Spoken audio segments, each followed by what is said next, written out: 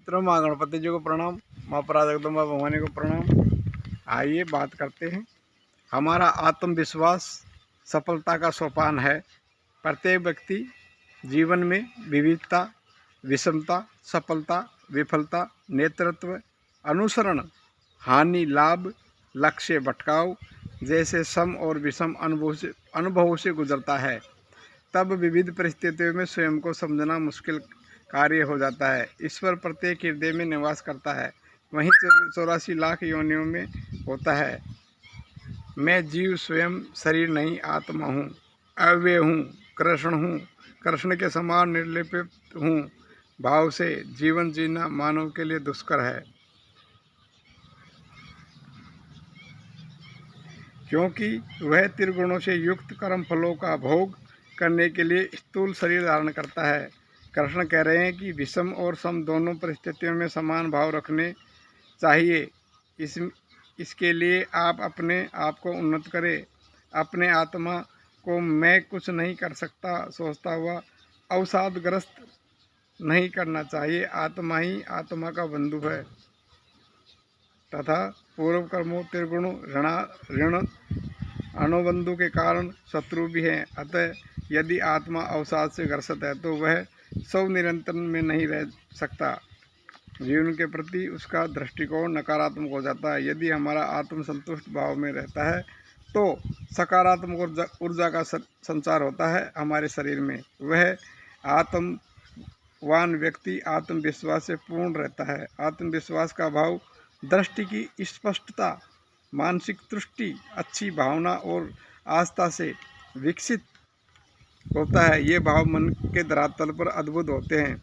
मन चूंकि चंद्रमा से नियंत्रित होता है, अतः चंद्रकलाओं के अनुसार मनोदशाएं बदलना स्वाभाविक है। इस कारण मन का चंचल कहा गया है। इसी का निग्रह करना कठिन कार्य है। अर्जुन भी कृष्ण से यही प्रश्न कर रहे हैं कि हे चंचल ही मन कृष्ण प्रमादी बल वर्धम। इस चंचलता के निरोध के से मन में विश्वास, समर्पण जैसे सकारात्मक भाव जागृत हो जाते हैं। बुद्धि की दिशा परिवर्तित हो जाती है तथा भटकाव के विचार रूपी बादल स्वतः हट जाते हैं। आज के मानसिक परिवेश में हर ओर एक क्षेत्र में प्रतियोगिता स्पर्धा है।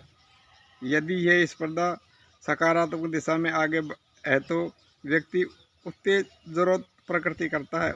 इसके विपरीत नकारात्मक भाव व्यक्ति को मानसिक एवं शारीरिक दोनों दृष्टि से पीड़ित करते हैं। तब अस्वस्थ वातावरण का प्रभाव परिवार व समाज पर पड़ता है। दाम्पत्य संबंधों में बिखराव, परिवार में विघटन, पारिवारिक दायित्वों के निर्वाह में बाधा, बच्चों के पालन पोषण में कमियां आदि के रूप में हम इन दुष्प्रभावों को समझ सकते हैं। अतः व्यक्ति स्वयं के साथ साथ अपने परिजनों को भी विकास और अवरोधक बन जाता है। आत्मविश्वास के अभाव में वह कार्यस्थल, परिवार, समाज तथा क्षेत्र में विफल होने लगते हैं। परिस्थितिवश वह दुर्व्यसन में पड़कर क्षणिक सुख भोग करता है, लेकिन ये व्यवसान उसको जकड़ लेता है। चाहकर भी व्यक्ति इनकी पकड़ से बाहर निकलने नहीं पाता। इन विषयों को दृष्टांत के माध्यम से समझाया जा सकता है। एक बार गुरु और शिष्य दोनों श्रावण मास में गंगा स्नान के लिए गए तथा उनकी दृष्टि जलाधार पर तैरते हुए एक कंबल पर पड़ गई। गुरु के आदेश से शिष्य उस कंबल को पकड़ कर लाया, लेकिन उसे ज्ञात हुआ कि वह भालू है। शिष्य ने भालू को छोड़ दिया, किंतु अब भालू ने उसे पकड़ लिया। इसका आशय इतना है, समझना चाहिए कि आसुरी संपत्तियों के विषय में ही ज्ञान आवश्यक है, अन्यथा इनका दुष्परिणाम से बच पाना असंभव है। अधिक से अधिक प्रभाव बच्चों के मन पर पड़ता है। ये उनके विश्वास के प्रारंभिक वर्ष होता है। बच्चे माता पिता के अनुसरण करते हैं। वे जीवन की पूर्णता के बीच भी सदैव अपूर्णता का अनुभव करते हैं। आत्मविश्वास का अभाव उनकी उन्नति नहीं होने देता। कई बार माता पिता अपूर्ण आकांक्षाओं को पूर्ण करने का भार बच्चों पर आ जाता है। उनकी बुद्धि कुंठित हो जाती है। तदस्वरूप सफलता प्राप्त होने से डिप्रेशन अर्थात अवसाद के शिकार हो जाते हैं। इन परिस्थितियों में गीता का 16वां अध्याय में कहा गया है कि इन सद्भावों के जागरण से व्यक्ति अभेय तत्व शुद्धि, दान, दम, शांति आदि देवी संपत्ति से युक्त हो जाता है। अभय प्राप्ति व्यक्ति सही अर्थों में आत्मा से जुड़ता है। अपने किए कर्मों में भयहीन अवस्था इस प्रकार के मानसिक शारीरिक दुष्टों से बचाती है। इस अवस्था को प्राप्ति हेतु समर्पण भाव अपेक्षित है। साथ ही अन्न शुद्धि भी आवश्यक है, क्योंकि अन्न का मन पर स्पष्ट प्रभाव पड़ता है। सात्विक आहार भावों को शुद्धता बनाए रखते हैं। अतः आत्महितैषी पुरुष को सात्विक आहार ही संतुलित मात्रा में ग्रहण करना चाहिए। इसके सात्विक वृत्तियाँ जागृत होती है, राजसी और तामसी वृत्तियाँ दबती है तथा श्रेय मार्ग की ओर बढ़ने में सहायता मिलती है।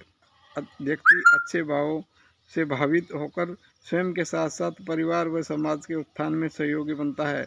यही मायने आत्मिक उत्थान का मार्ग है। यदि आत्मा अवसाद से ग्रस्त है तो वो स्वतंत्र नहीं जी सकता। जीवन के प्रति उसका दृष्टिकोण नकारात्मक होता है। यदि हमारा आत्मसंतुष्ट भाव में रहता है तो सकारात्मक ऊर्जा का संचार हमारे जीवन में निरंतर बना रहता है और जीव को